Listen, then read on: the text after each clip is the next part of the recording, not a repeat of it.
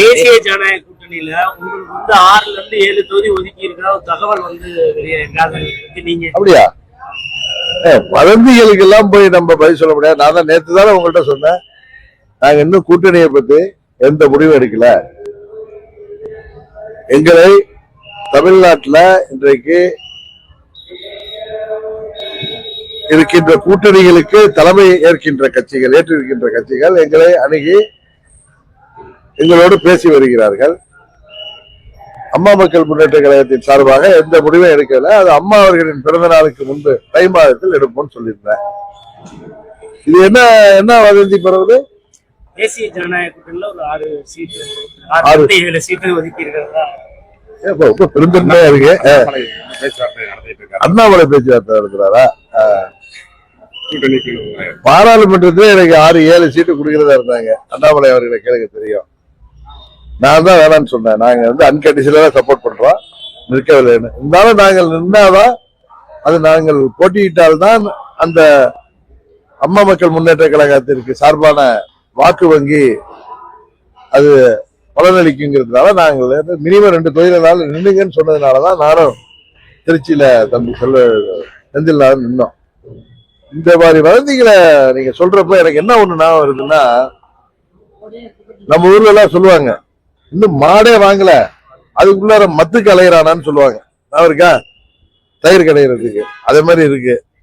இன்னும் தஞ்சாவூர் பக்கம் ஒண்ணு சொல்லுவாங்க, இன்னும் பிள்ளைக்கு வரனே அமையல அதுக்குள்ளார பேர குழந்தைக்கு பேர் வச்சுட்டு அலையிறானான்னு சொல்லுவாங்க. அதே மாதிரி நம்ம கேள்விப்படுற பழைய பழமொழிகள், அடியேன்னு கூப்பிடுறதுக்கு ஆத்துக்காரியே அமையல, அதான் பிள்ளைக்கு பேர் வச்சுட்டு அலையிறானா கிருஷ்ணமூர்த்தின்னு சொல்லுவாங்க. இது யார் அந்த கிருஷ்ணமூர்த்தி இத மாதிரி வதந்திகளை கிளப்புறாருன்னு எனக்கு தெரியும். அந்த வதந்திகளை விதைக்கிற கிருஷ்ணமூர்த்தி யார் என்று எனக்கு தெரியும். அதை பரப்புகின்ற கிருஷ்ணமூர்த்தியின் சீடர்கள் யார் என்பது தெரியும். அவர்கள் ஏமாந்து போக போகிறார்கள். அதனாலதான் சொல்றேன், இது போல வதந்திகளை எல்லாம் யாரும் நம்ப வேண்டாம். அம்மா மக்கள் முன்னேற்ற கழகம் முடிவெடுத்த பிறகு ஊடகத்தின் மூலம் எல்லோரிடம் சொல்லிவிட்டு தான் நாங்கள் எங்கள் முன்னேற்ற கழகம் வந்து எல்லாமே ஆட்சி 2026 ஆட்சி சொல்லியிருக்கீங்க. அம்மா மக்கள் முன்னேற்ற கழகம் இருங்க குழுங்கிறது சொல்றேன். எங்களை தவிர்த்து விட்டு எந்த ஒரு கூட்டணியும் ஆட்சி அமைக்க முடியாத அரசியல் சூழ்நிலை தான் இன்றைக்கு தமிழ்நாட்டில் இருக்குங்கிறது உங்களுக்கு தெரியும். அதுக்கு காரணம் எனது எத்தனையோ சோதனைகளையும் தாண்டி என்னோடு பயணிக்கின்ற லட்சம் தொண்டர்களும் அவர்களை வழிநடத்துகின்ற நிர்வாகிகள் தான் காரணம். அதனால இன்றைக்கு அம்மா மக்கள் முன்னேற்ற கழகத்தை தவிர்த்து விட்டு தமிழ்நாடு அரசியல் இல்லை என்பது உங்களுக்கு தெரியும்.